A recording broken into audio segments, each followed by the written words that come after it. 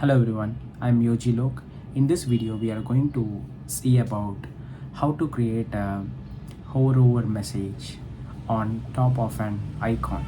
Like there'll be an icon, like once you hover over your cursor, it will show a toast message. I'll show you in a very easy steps. So let's jump into the video.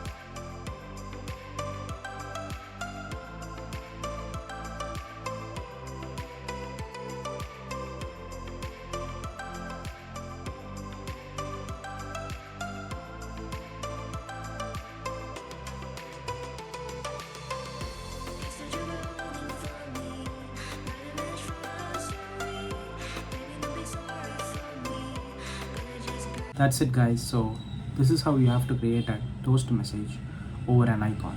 So I hope you really like this video. If you like it, just give it a thumbs up and subscribe to my channel, because I'll be posting a lot of videos in upcoming days in terms of UI and UX, so it will be useful for you guys and others as well. And also, if you have any doubts or suggestions or any topic that you wanted to learn, just drop your thoughts in the comment section. I'll reply as soon as possible. Until I see you next time, take care, stay safe, peace.